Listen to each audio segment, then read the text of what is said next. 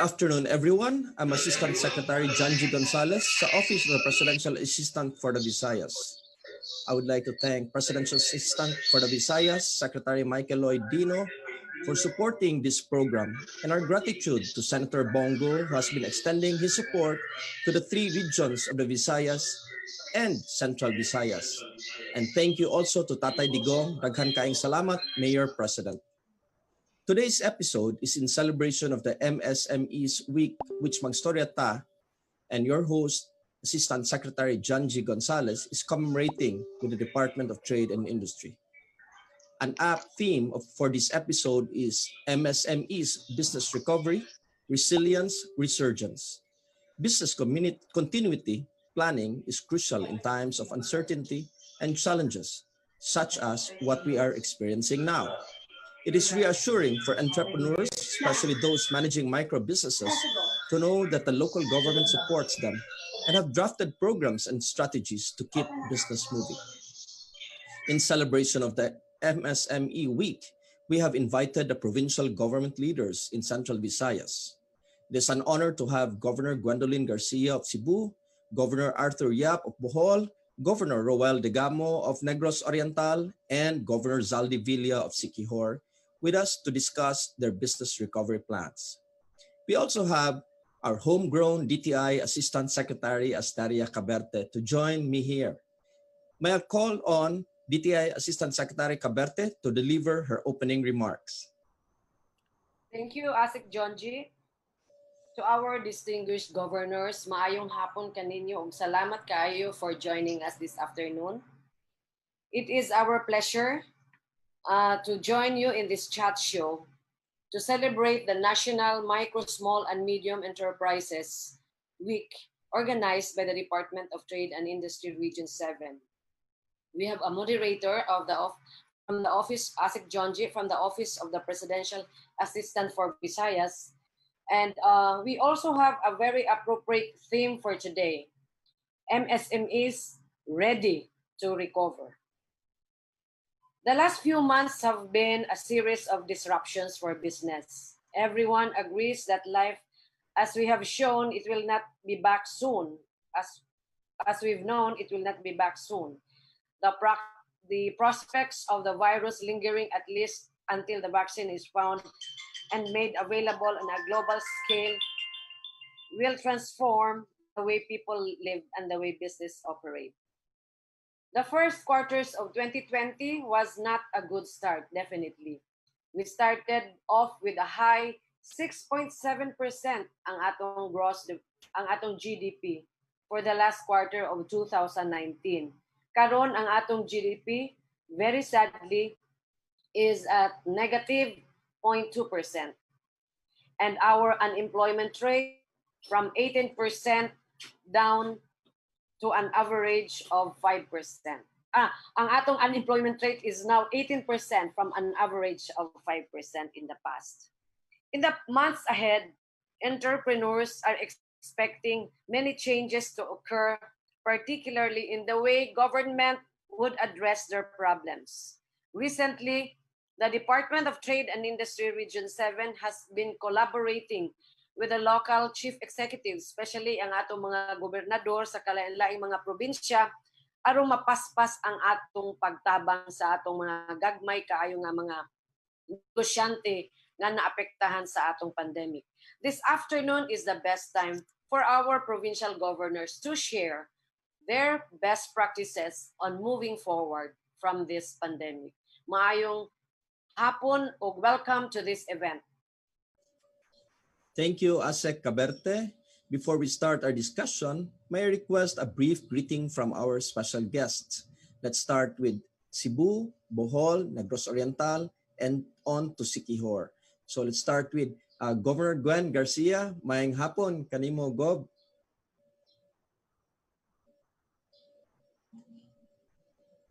Kinala nimo i-unmute, Gob, or unmute sa moderator.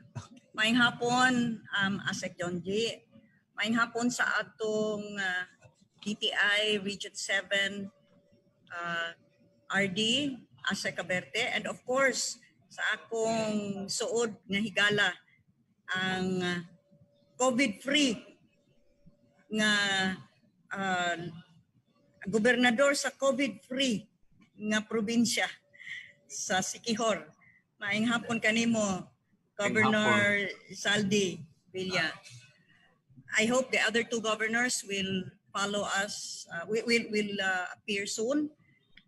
Salamat kaayo Asik Caberte and Asik Jonji for allowing me to be part of this panel, which will be discussing business recovery plans in Central Visayas. Sa tinuod lang diri sa Sugbo, bisan katong GCQ status pa ang probinsya sa Sugbo, naghimo na ta o nag-andam na ta og mga plano nga unsaon nato pagbuhi ug balik sa ekonomiya sa probinsya sa Sugbo. Kay apektado gyud kaayo. As you know, ang Cebu focuses mainly on tourism, and sa dihang nasira ang atong mga airports, ang atong ports, undang ang atong mga tourism activities, daghan kaayo ang naapektuhan. Nagtanaw usab kita nga ang panahon na tingali nga tungod ni ining nakita nato ni ining maong pandemya, kung diin ang dakbayan sa Sugbo tungod tingali sa pagka-congested, tungod kay ang tanan ni na tanan nakafocus sa Cebu City, niabot ang panahon nga labihang daghana na ang mga positibo nga cases. So ang angay na tingali nga mo focus ta sa countryside or the province. Muna nga gipurma na nato ang ECD task force. Unsa man ning ECD? Enhanced Countryside Development nga programa nato, kung diin we will be encouraging even businessmen in the cities to go back to the province kung doon sila mga yuta, mananom tagbalik, mananom tag mais, mananom ta og mga root crops, mananom ta aron mahimo nga self-sustaining ang probinsya sa Sugbo, labi na kabahin sa pagkaon. So salamat once again for inviting me to this program. Thank you, Governor Gwen. Naa karon si Governor Ruel Degamo of Negros Oriental. Governor Degamo, good afternoon. Ang Director Caberte, may hapon kang Governor Garcia. May hapon na amadi ay ka. May hapon, ma'am. Gov, may hapon, Gov, Roel. Salamat ka diha. Amping yun ha. Oh, bitaw. Bitaw. Amping yun, ma'am. Amping. Kita tanan. May hapon, Governor Villa, akong partner. May usap hapon kang na ba si Governor Art? Yep. Coming, May hapon na tanan. Salamat sa teleconference. At least this time, makapadayag tag-unsa yung mga maayo para sa economic recovery during this time. So may hapon na tanan. May hapon, Gov. May hapon. Atong tawagon si Governor Zaldi Villa sa Siquijor. Hantod karon, 0 cases of COVID pagihapon. May hapon, Governor Villa. May hapon na to Asik Aster Caberte na promote naman ka ma'am, no? Asik Junji Gonzales, my very good friend Governor Gwen Garcia, my partner Governor Ruel Degamo, may hapon na tong tanan o sa mga guests and viewers nato. May hapon, Gov. Daghan salamat for joining us. And naa na karon si Governor Arthur Yap of Bohol. Atong pangayuan sa iyang greetings. Governor Arthur Yap. Greetings to all our fellow governors and the Department of Trade and Industry. Thank you very much for organizing this meeting of all our governors and discussing MSMEs, which is the great challenge at this point in time. Thank you very much. I'm happy to be here. Thank you, Governor Yap. MSMEs play a major role in our economy. It accounts for 99.5% of the total number of establishments in the Philippines and employs 62.8% of the total labor force. It also contributes 35.7% of the total value added to the economy. While many of our MSMEs are resilient and are capable of facing challenges, they do need the support of government to help them in this time of crisis. COVID-19 has brought the world to a standstill and has thrown the local economy in turmoil. As our people and businesses gradually recover from the impact of the pandemic, we look to the LGUs to rebuild our economy and stimulate growth domestically. We hope to keep things casual and conversational in this show, so may we request our guests to just give us a gist of their plans to jumpstart the local economy and limit their talk in 5 minutes.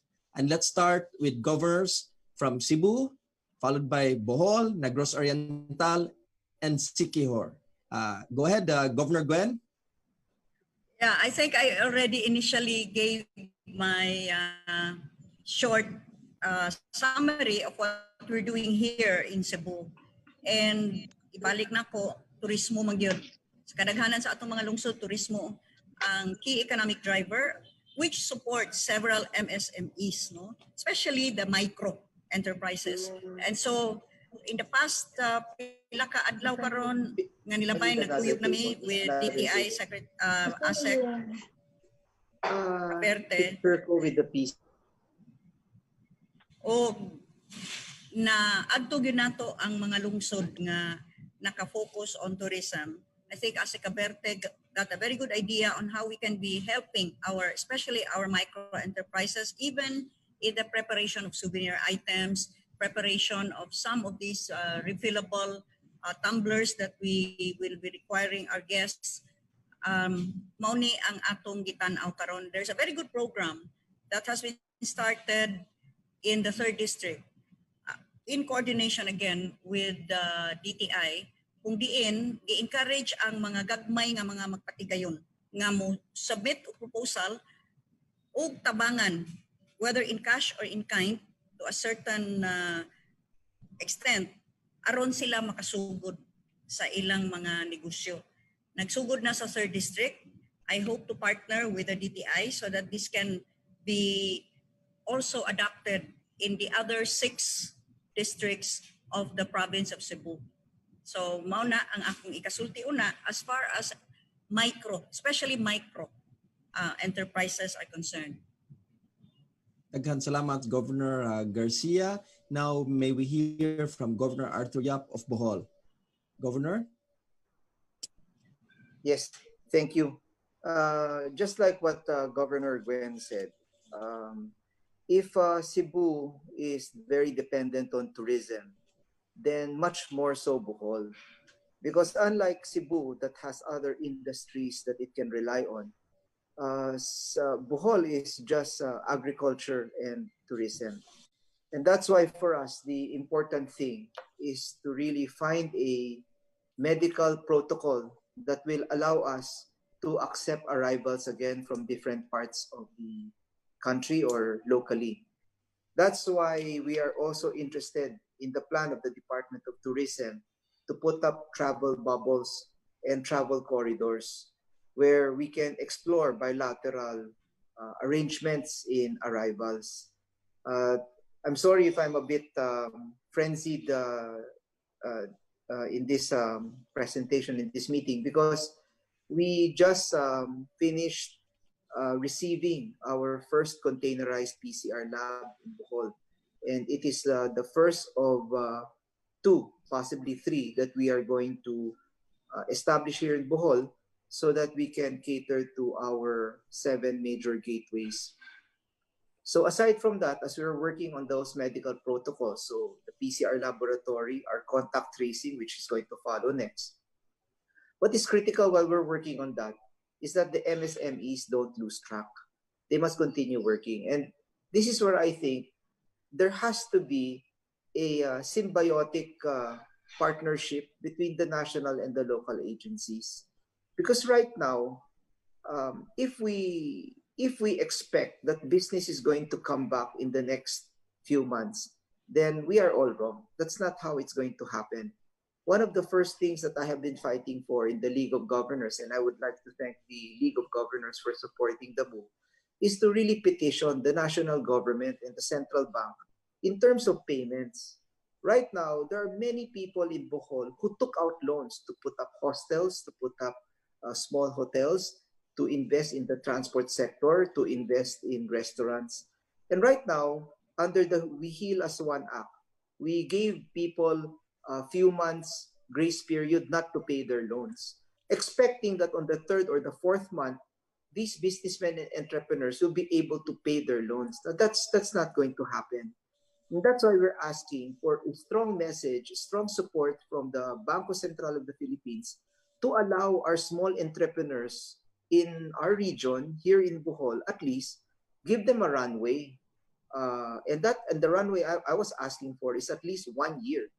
You should allow them a runway of 1 year not to pay, and then restructure all the loans after that on the 13th month. Moving forwards, give them an additional 5 years to pay, give them a chance to stabilize their operations under the new normal. Because under the new normal, business is not going to really return in the same vigor like what it did before. So that's one request that I'm asking for. The other thing that we would like the national government also to do is, right now, a lot of our MSMEs are bewildered, they are lost, they are confused. They want to move forward, they want to reopen their businesses, but they don't know how. And that's why we're asking the national government to give grants, grant programs for small businesses to retrain, to retool, to rebuild them, to readapt them. And after that, that is where the local governments, like the mayors and the governors, can now put their MSME funds to capacitate them for their working capital. Right now, what we have started this with our MSMED Council, our MSMED Council. So I've joined the DTI in the last 2 weeks, going town to town, because they have a Servicio sa Barangay program where they're giving 6,000 grants to MSMEs, select MSMEs. So what we do is I attend their presentations and their check giving events to assure the people that when they take the 6,000 and they use it to recapitalize, to buy equipments, to put it in capital investments, they can depend on the provincial government, that the provincial government will give them the additional MSME funds. And for that, the provincial government of Bohol has put up 250 million in a guarantee fund. The 250 million surety guarantee fund, which we are not lending out. We're not actually lending it out, but idungan namo sa mga lending agencies. So ang mga land bank, ang mga FCB, ang mga local lending dire, idungan ang guarantee fund na gikan sa provincial government. Because in that way, mapaus-os pa nato ang interest rate nila. So right now, the 5-6 rates are going at what, 10, 15, 20% per month. Under this scheme, na idungan nato ang guarantee o ang surety fund ng Bohol sa lending para sa mga MSMEs, mapaus-os pa ang interest rate to 3 to 5% per annum. So I will end there and give time for the other speakers to give their piece. But let me use this portion of my time to really stress that the local governments, the mayors and the governors have the funds, have the credit lines, and would like to invest this in critical infrastructure programs in our provinces, and also to help out our MSMEs. But the national government must take care of recapacitating, retraining, retooling, readapting all of the MSME players, because we can't possibly lend them the funds for them to experiment on. The national government must hold their hand, give them a direction, make sure that they can function and work under the new normal. And that is where the local governments will now come in to take the second part of the job of at least giving them the working capital moving forward. So with that, we have other programs that we can talk about possibly later on, but this is where I stop at this point in time. Thank you for the opportunity, Genji. Thank you.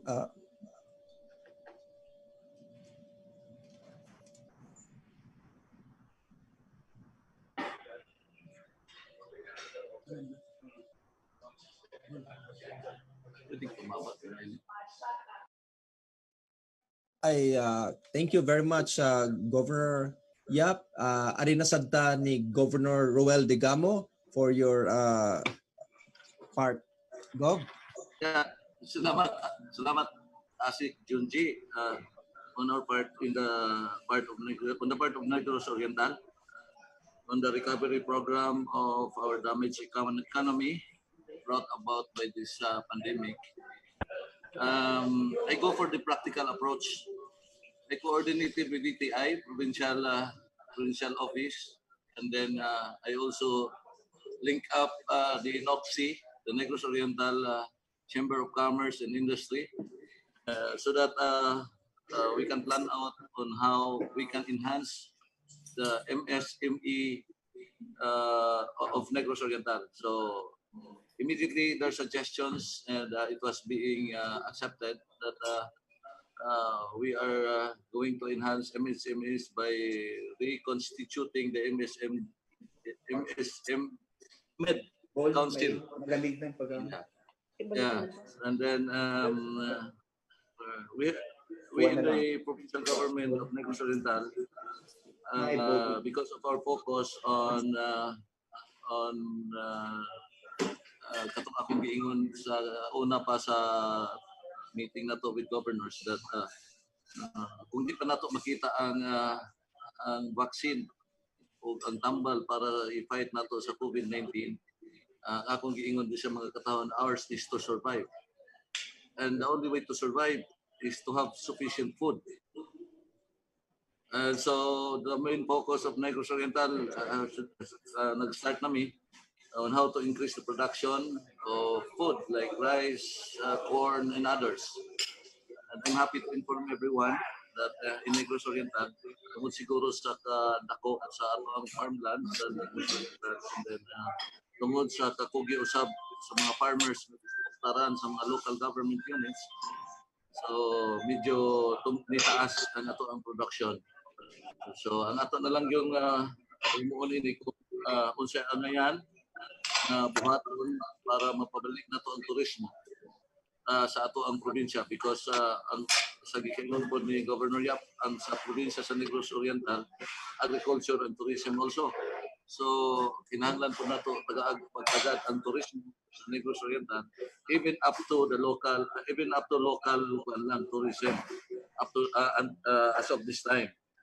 Ay murag dili pa man kayo ka-accept sa mga foreign foreign nationals sa ato ang tourism. So our local tourism, I think we are now on the go. The NOXI, the DTI, the other groups are now focused on how to recover the damaged tourism industry. Thank you very much. Gan salamat Governor Degamo. Arita ni Governor Villa of Siquijor. Governor Villa.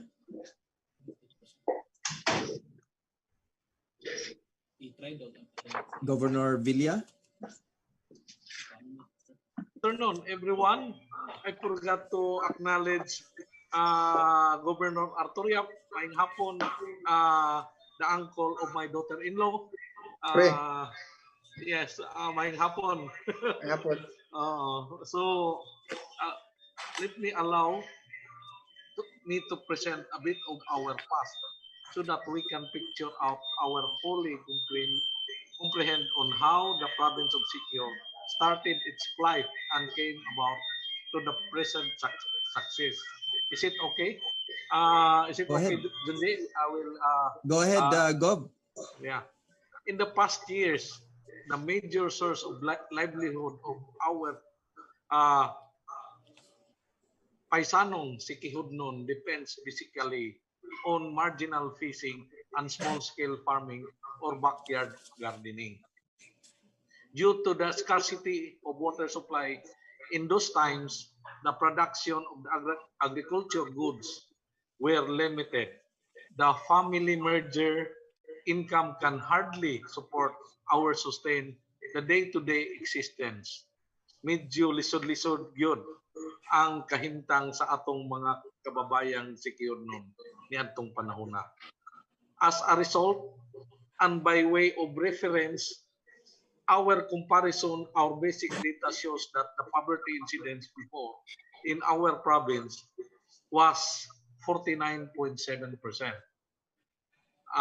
Nalipay lang kog dako because when we have our RDC in Bohol, I think that was last year, na inggawas sa result, we have only 7.2% our poverty incidence.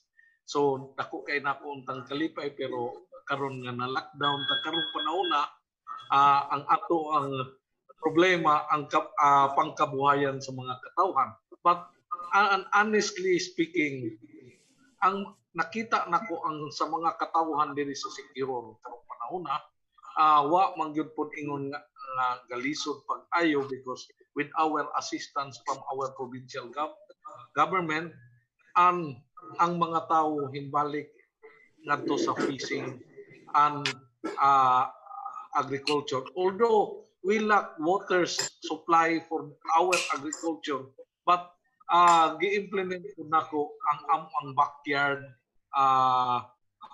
backyard farming. Ang mga katawhan, ako yung gihanyo sila nga mag-backyard para naapod sila yung mapupo, naapod sila yung makuha, maani sa ilahang panginabuhi.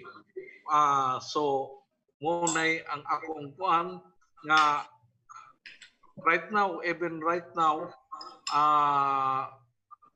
amo ang airport is still ongoing, so that after the lockdown we can have our flight, although it's a small craft from Cebu to Siquijor will be the first flight, the ATR of Cebu Pacific or Philippine Airlines.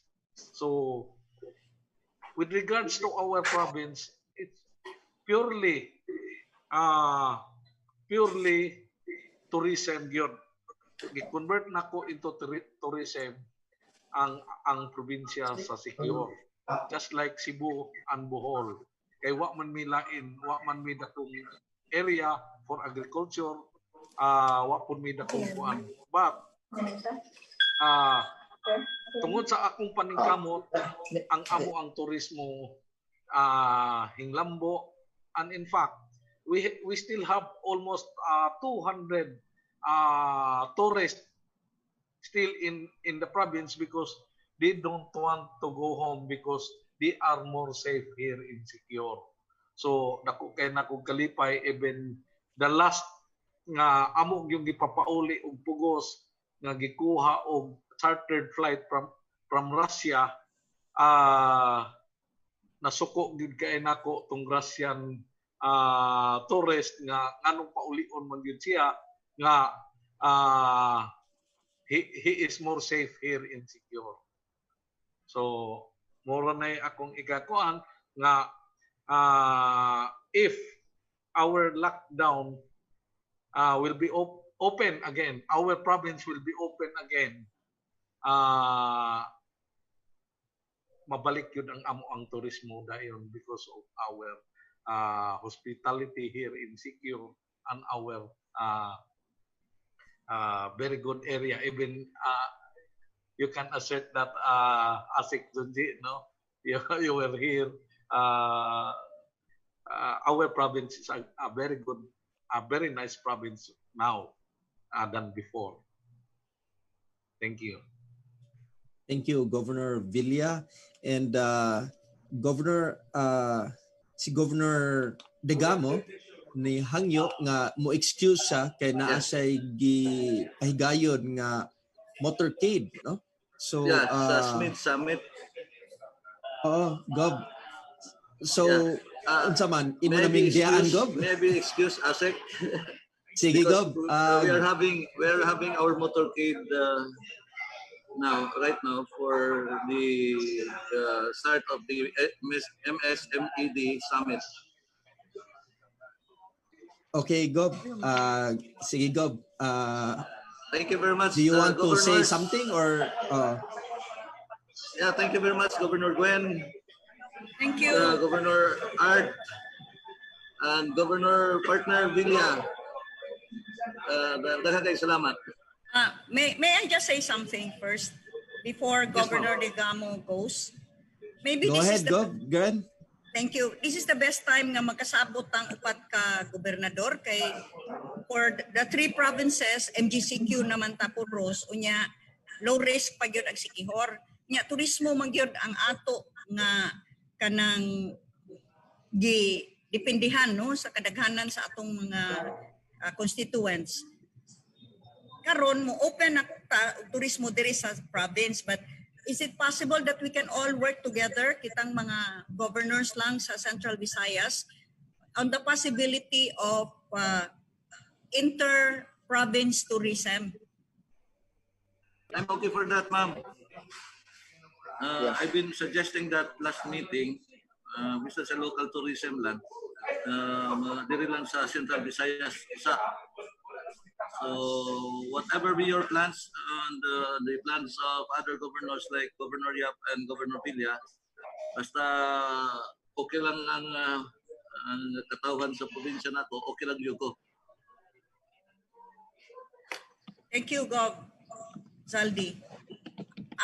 I think pwede man good nga makaabot mo sa province without needing to go by Cebu City. Pwede man na nato ma-map out like ang Negros Oriental, na magitay regular trips no gikan sa Negros Oriental. Ang Bohol, maybe we can explore other ports nga pwede. I think there are some nga adunay kaning routes, mga ruta nga pwede magamit diretso sa province, dili lang usa sa Cebu City. Actually, ang ako usad nga gihimo karon nga executive order on the protocols for the reopening of tourism activities, limited yun usa sa province, nya dili appeal ang Cebu City usa. Mao na nga ang atong gitanaw nga market is just those coming from our towns and other component cities of the province of Cebu.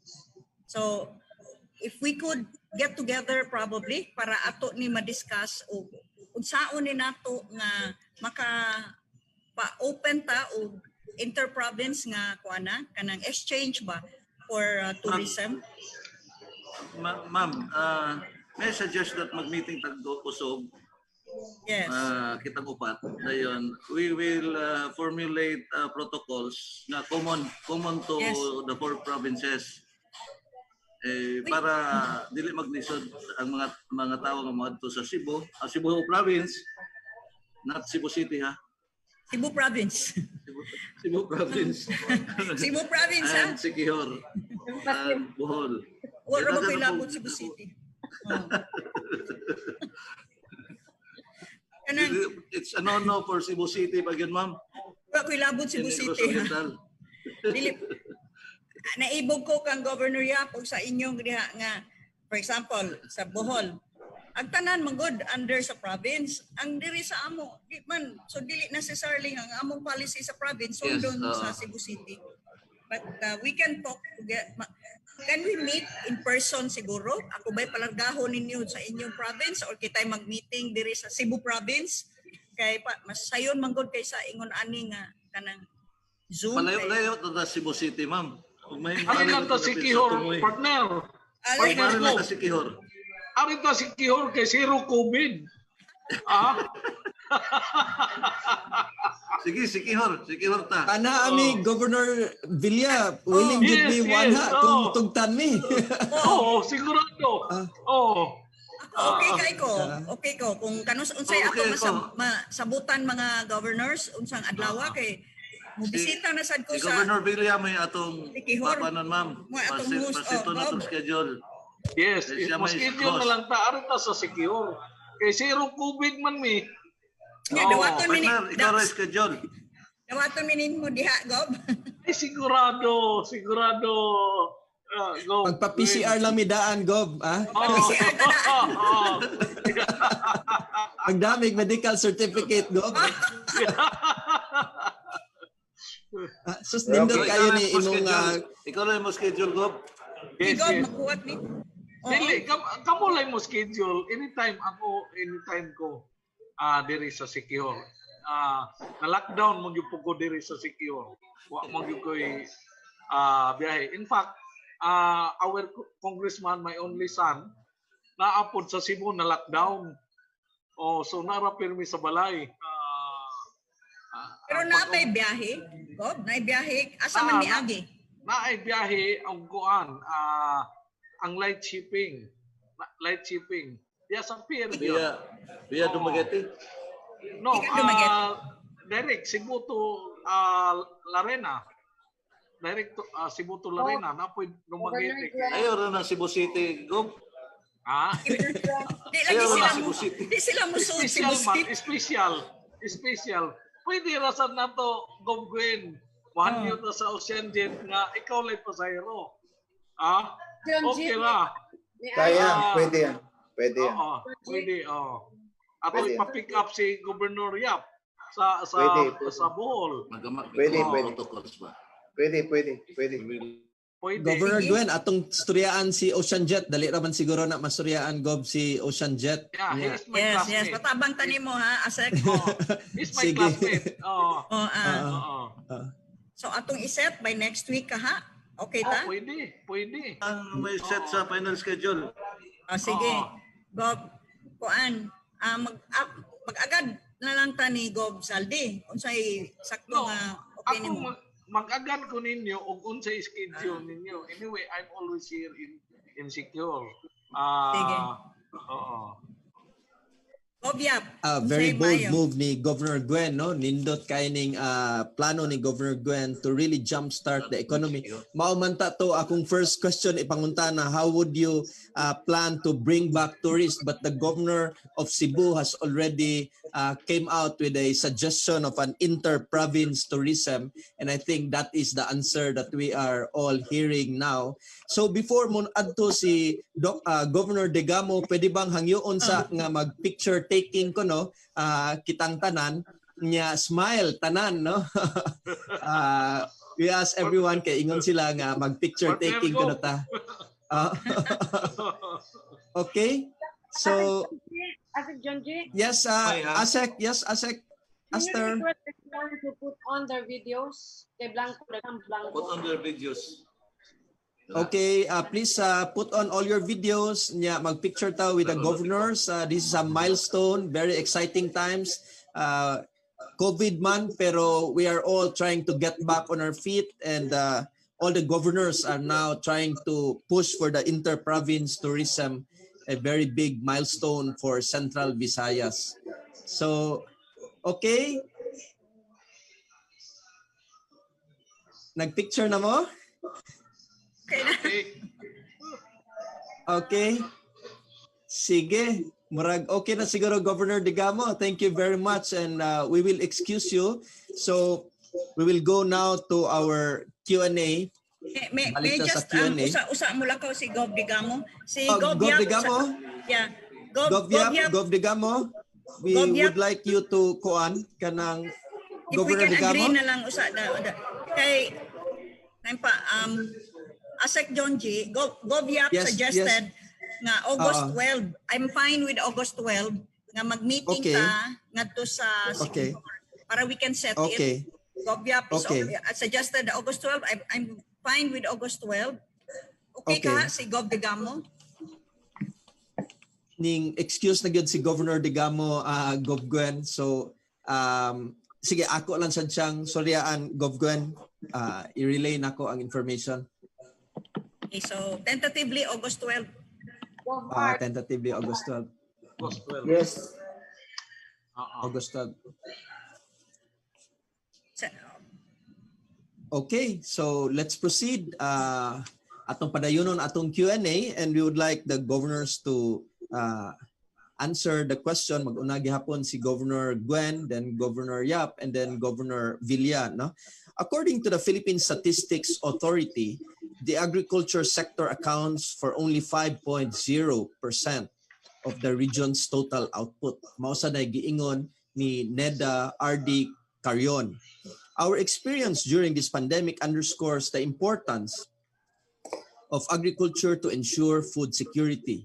The average age of farmers in the country is 57.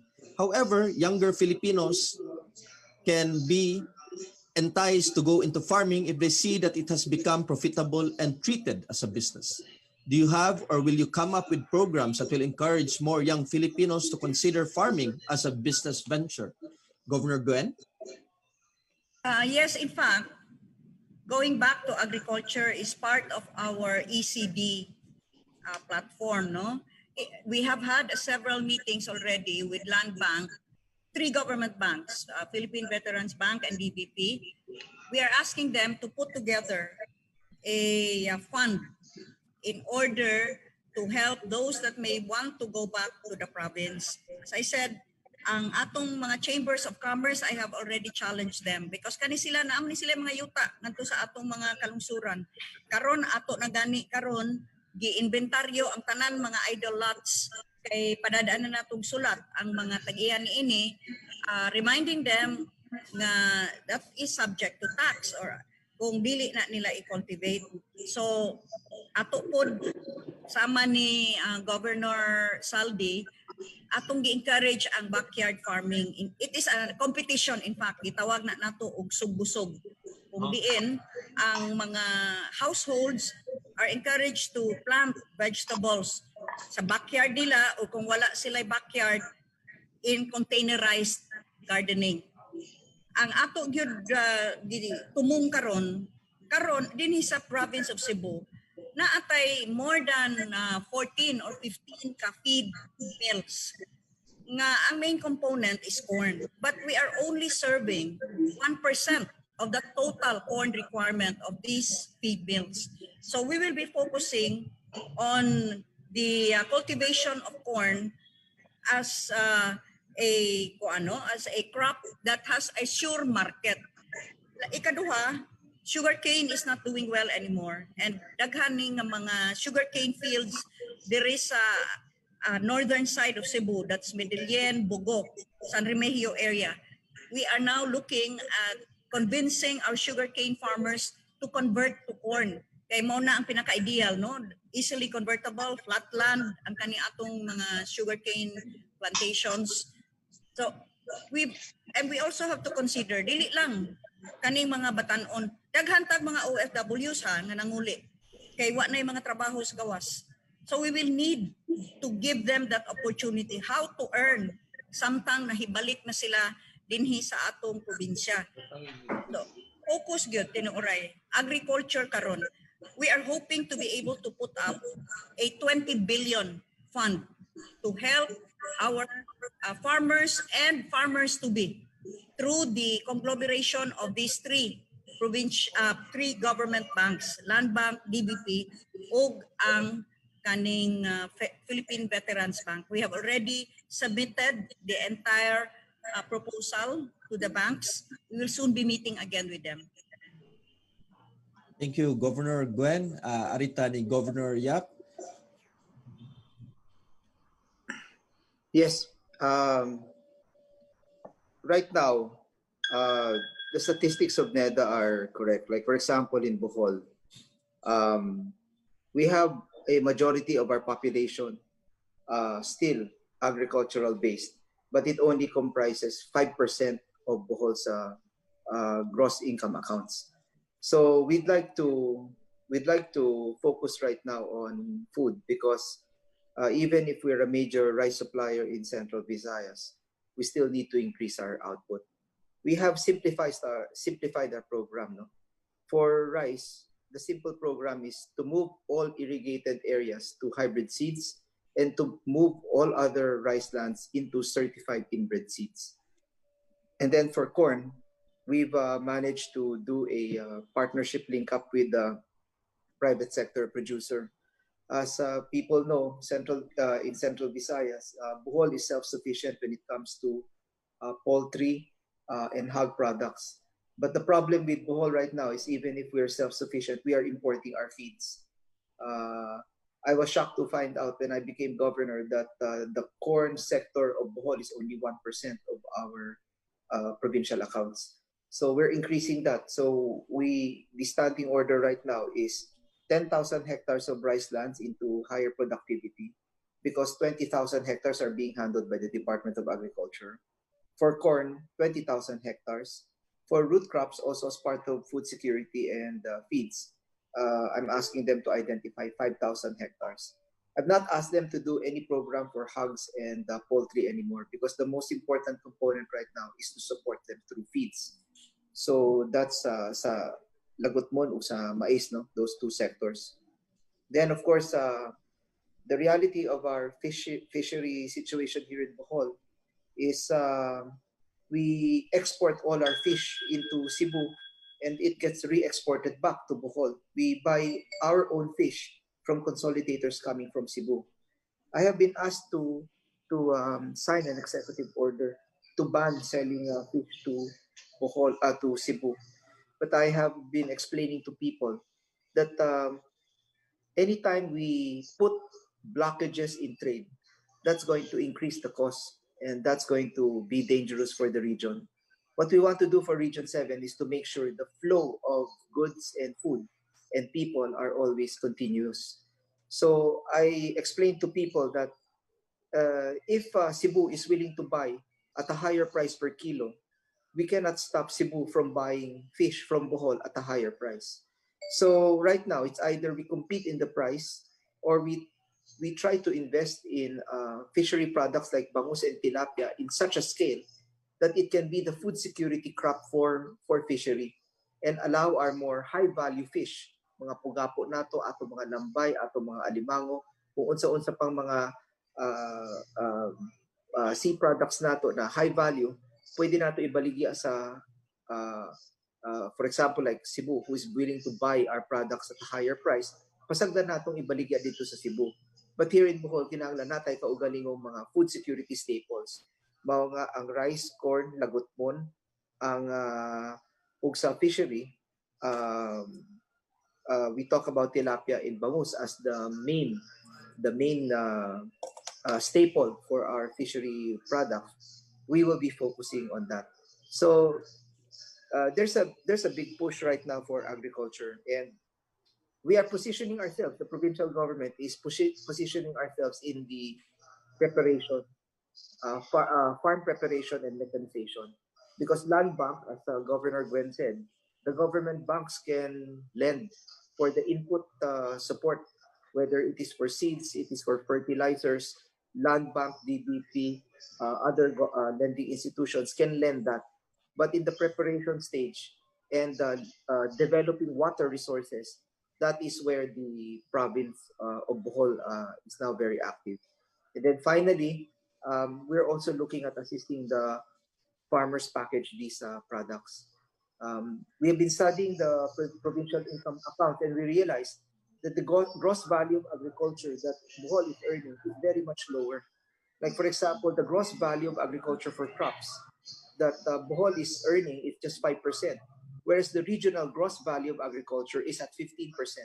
And that goes on and on. So for crops, fisheries, vegetables, and fruits, the value being created outside of Bohol is higher than the value being created inside Bohol. So as we now move Bohol towards increased production, what we're trying to do is to also assist our farmers in terms of packaging. That's why targeted ra, di naman namo gisulti sa mga katawhan na taga nato kasulbaran ng tanang rice lands diri sa Bohol. Nangita ra ko og 10,000 hectares high yielding. Human sa pag-harvest, ang mga farmers po ang magpaputos sa ilahang kaugalingong humay, because I always tell people here in Bohol, the humay business is only 20 pesos per kilo, but the rice business is 50 pesos per kilo. In the same way that the live weight for hogs is a 100 peso per kilo business, and yet a chorizo, langgunisa, mga sausages, kining mga pwedeng i-package nato, i-process nato ng mga hog products, pwede nato maibaligya sa 300 pesos per kilo. So that is the strategy right now in Bohol, is to look for clustered production areas. Like for corn, we're looking for 20,000. Sa Lagutmon, we're looking for 5,000 hectares. For fish ponds, we're looking for 2,000 hectares. In that way, if they're clustered, we can help the farmers bring down the cost of production and then wait for them in the tail end. In the tail end, mutabang may sa pag-consolidate, o dili ra sa pag-consolidate sa pag-process sa ilang mga abot. So that is the strategy that we are employing in Bohol right now. But before I go, allow me to state that aside from that, we're also looking at developing water resources, because that's very critical right now. 600 barangays out of 1,109 are still thirsty in Bohol. So we cannot push basic vegetable production if water resources are not prepared and ready. And so I hope I'm going to be studying what Governor Gwen is doing with the government banks, because I've been telling them, you cannot lend us at 4% or 5%. That's really impossible right now. When the guiding rate of the central bank is 2.25%, we don't understand why we, local governments, are being lent money to at 4% or 5%. The guiding rate of the central bank is 2.25. Assuming a 1% friction cost, then that's only about 3.5%. So why is Governor Gwen, I don't know, Governor Gwen, what kind of interest rate you're being given by the banks, but as far as I'm speaking for Bohol, I know how much my ERA is. I know that my funds that are coming in are sovereign rated, and therefore there is no risk for our government banks. And if there is no risk for our government bank, they cannot be lending to us at 5%. They cannot be lending to us at 4%. They have to lend to us at 3.5% or lower percent per annum, because this is what we're going to use to develop our infrastructure, water resources, and this is what we're going to use to power our agriculture sectors. I think Governor Gwen wants to add something. Yes, thank Governor you. Gwen? Thank you, Gov Art. What we are packaging here is actually a fund that the farmers or businessmen, farmers can access. And certainly, thank you for that very vital piece of information. If we should set the rates, then we should remember the central bank lending rates at 2.25. It will not be the province of Cebu that will be borrowing funds. We will just serve as a conduit between those that may wish to avail of the funds that these government banks must make available in a most expeditious process. What the province will also be assuring is we will be speaking or talking to all of the feed mills that I talked about, getting all of their requirements so that there would always be an assured market for all those that would be planting corn under this program, because then we will be able to enter into an arrangement with these feed mills that they will be willing to purchase the corn at this particular price per ton, so that the farmer will not be left suddenly in a lurch when there might be a sudden drop of in prices.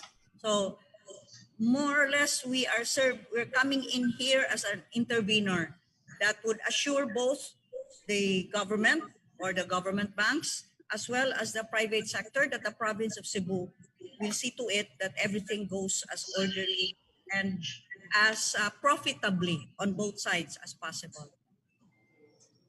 Asek, can I just add? Thank Yes, you, go ahead. Gwen. Go ahead. In the same way, like in Bohol, the reason why we only targeted 10,000 hectares for rice and 20,000 hectares for corn, 5,000 hectares for root crops, 2,000 hectares for fish ponds is because the provincial government is ready to buy. We're ready to package that. So in the same way that Governor Gwen is saying that the province of Cebu is intervening and looking for the market for our farmers, kami po dito sa Bohol, we have already linked up our corn producers with our biggest integrator for hogs and poultry, the Alturas, the Marcelas Group. We know has extensive operations in hog and poultry here, but they're also importing so much corn from Mindanao.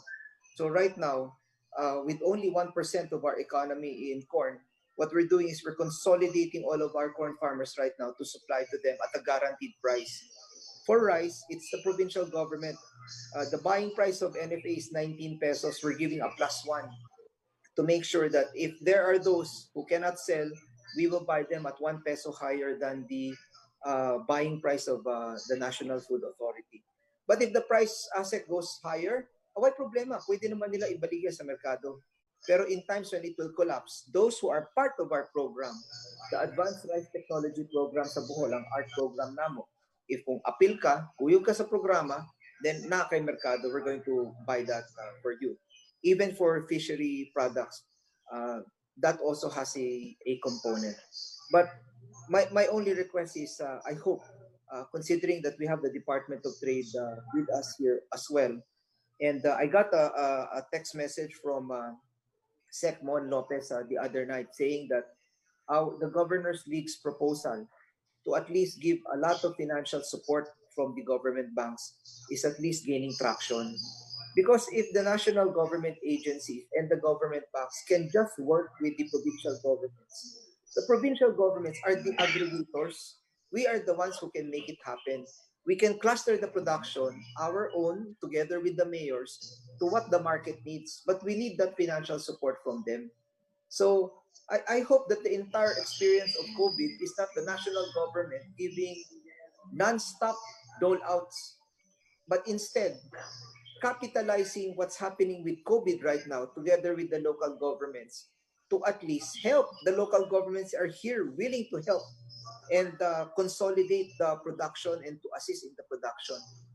Maybe to the remaining two governors who are with me here, when we see each other in Siquijor on August 12 for the Central Visayas Tourism Summit, more than that, we can also discuss about MSME funding and capital infrastructure funding that we can put up together under the leadership of the economic firepower of Cebu.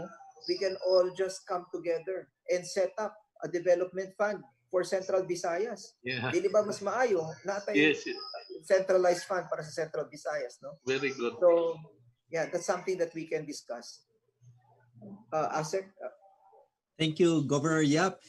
Si Governor Gwen is also asking to be excused. So, Gov, can we ask for your parting message before I go to Governor Villa to answer the question about agriculture? So, Governor Gwen, please go ahead.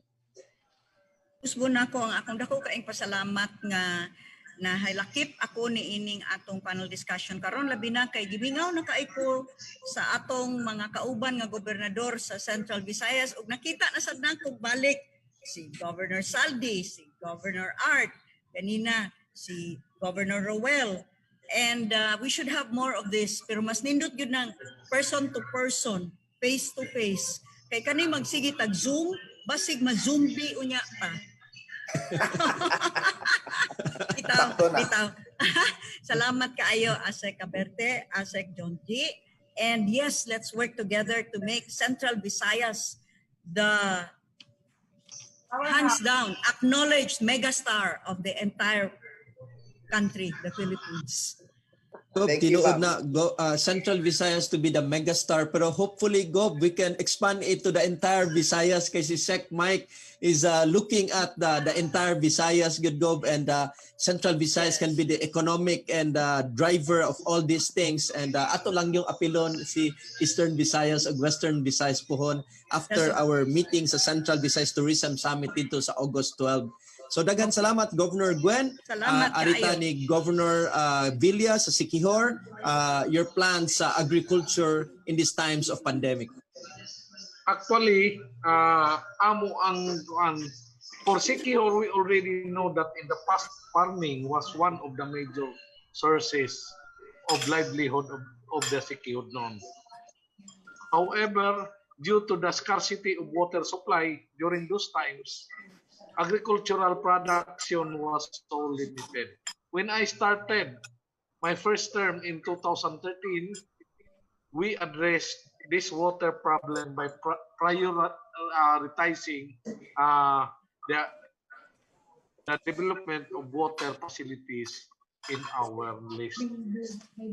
Now that we already have a sufficient water supply, our young farmers can start doing their farm activities in addition to the establishment of proposed feed mill, as what Governor Yap is talking of, about feed mill. We are also proposing our feed mill here in Siquijor. For our native cattle, please take notice that according to the study of the University of the Philippines, UP College of Agriculture, the beef quality of our native cattle is among the best in the world. Muna giingon nga mas nindot pa sa Angus beef ang ato ang cattle diri sa Siquijor. This is the reason why we are working for the funding of the cattle native cattle raising projects. The World Bank through the Philippine Rural Development Program, which is the PRDP, and the DTI through their shared service facilities is now working with us hand in hand to help materialize this business venture. So right now, nangayo gyud mi og kuan sa DOST tabang with regards sa feed mill. So they promise us to give us feed mill machine, but until now kay na lockdown man wa gyud mi matagae. So mo nay nahitabo nato sa ato ang agriculture diri sa Siquijor.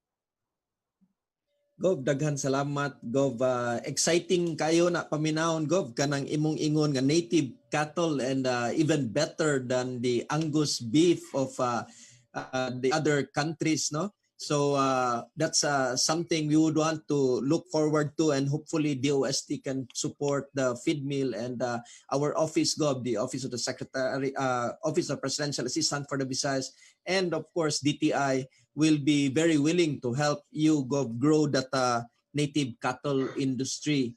And now, mapupus naman yun atong panahon, may we ask for the parting statement of Governor Yap, then Governor Villa, and ASEC Caberte. Governor Yap? Well, unahon na lang nako si Governor Villa. Gov, your parting message, Gov. Yes, Gov. Yes, thank you so much with this event this afternoon. I hope we can see each other to trace out what we will have to our province of Siquijor. So ahead, thank you Gov. for helping us reboot the micro, small, and medium enterprise through negosyo serbisyo sa barangay livelihood kits. So muni ang ako ang parting words for the Siquijornon, ang ako lang ikasulti sa mga Siquijornon to continue to grow. Please remember that success is just in our hands, coupled with focus, effort, and prayers. We in the public service are always there ready to support and collaborate with you to work as a team.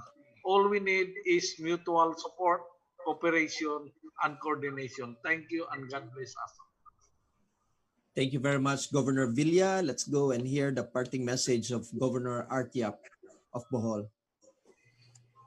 First of all, before Governor Saldi leaves, allow me to just greet Governor Saldi. So nice to see him, and I hope to see him on August 12 in his beautiful island province of Siquijor.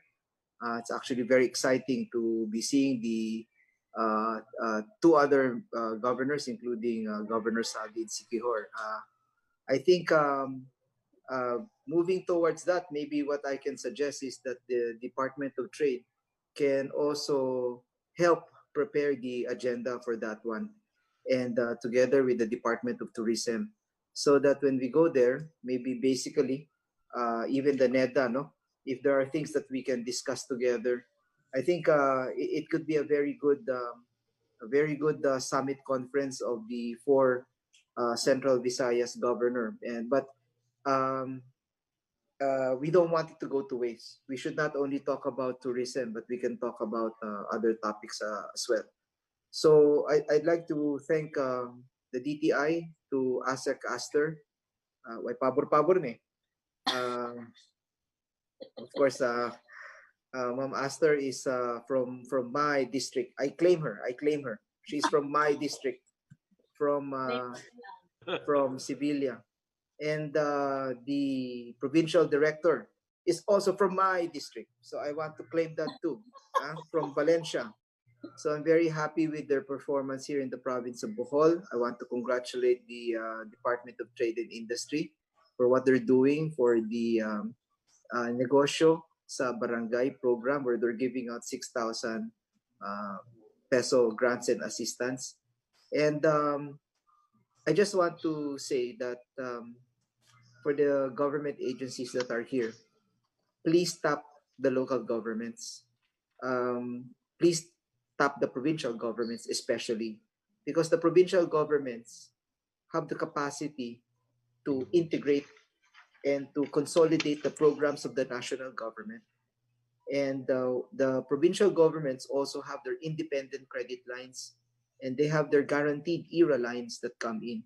So if you say that the national government is lacking funds right now, we can counterpart so that all our funds can have a bigger impact. What really worries me as I end this is the domestic stimulus package bill law was not passed, and I don't know how we're going to come to an agreement. The House is asking for more than 1 trillion, while the Department of Finance is only willing to give 140 billion. But along the way, if there are 86 provinces at just an average of 1 billion lines for each province, as an average, because there are others with bigger lines, no? We can at least have 80 billion on standby to assist the national government in counterparting funds from the provincial governments. So imagine 80 billion is still 80 billion. 80 billion idungan sa mga national funding, and then inject that into the local economy. Dako na ang impact. So I hope we are not forgotten along the way, because the governors are talking and we feel that the governors are being sidelined, and we're not included in the programs, especially when it comes to reinvigorating and reopening our economy.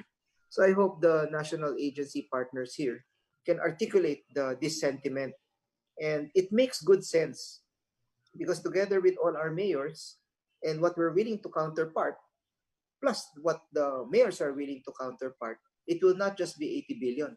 Possibly it could be more than 120 to 140 billion, which we can now counterpart. Idungan nato. So if it's 140 billion, then that's 1:1 from what the national government through the Department of Finance is saying that it's willing to fund.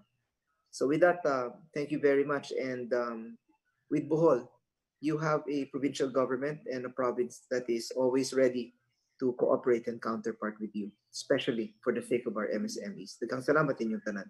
Adjong adlaw sa tanan. Daghang salamat, Governor Artia. Thank you very much. Now, can we hear from ASEC Caberte for her parting message? Daghang salamat, ASEC John G. Governor Yap, Governor Salvi, before you leave, I'd like to give my hanyo sa akong mga kauban sa DTI at tubangan ninyo. Because we've been so limited during the past months, limited kayo ang mobility na ako sa DTI. It's the best way for us to move faster, because urgent kayo, kinahanglan kayo ang ating to work with the provincial governors, and that is the way to do it. We're so lucky. My DTI colleagues, we are so lucky that we have governors in the region who are so passionate to help us, and passionate to help also our mga kaisuunan sa labi na ng atong mga micro enterprises. Gov Art and Consulting, daghang kayong salamat sa inyong tabang. We know that you've been around for us, and so with Governor Gwen. Governor Gwen is really a powerhouse. Kami ang sa iyang mga lakaw, because she wants to move. We would like to move with her naaman ko sa Cebu karon. We would like to move with her. Okay, faster, good Governor Art was saying they have the resources, national government, the DTI has more resources. But if we pull this together, we really can accomplish so much for our micro, small, and medium enterprises. And so with Governor Zaldi, sorry Gob, nag-online ra ko og greet sa imong programa last week. And I hope nga mga pangandaman na mo kaayo ni mga summit. Paghimuon ka kung Hope to see you soon here in Secure. yeah. August 12. See you sa August 12. And thank you so much for your help. Yeah. Pari Art, please come to Secure, Pari Art. Daghang kayong salamat Asek Kaberte. Kita tadi pre. So kita ta. nindot kayo ni karon no. We will have a summit of the 4 hardworking governors of the Central Visayas, and the Office of the Presidential Assistant for the Visayas, headed by Secretary Mike Dino, is very willing to help make this happen. And as Governor Artia said, he wants not only to discuss tourism, but NEDA and DTI and DOT should be. We will make sure we'll work with DTI, DOT, and NEDA to make this Central Visayas Summit happen. And this will be something exciting for the entire region and the entire country. And we'll show the entire country that Central Visayas will be back in business in a very short time with all these governors, hardworking governors. So daghan kayong salamat. Thank you to our viewers and to our guests for being part of Magstorya Ta. Good day, everyone. May I call back our event host, Miss Bea Evardone.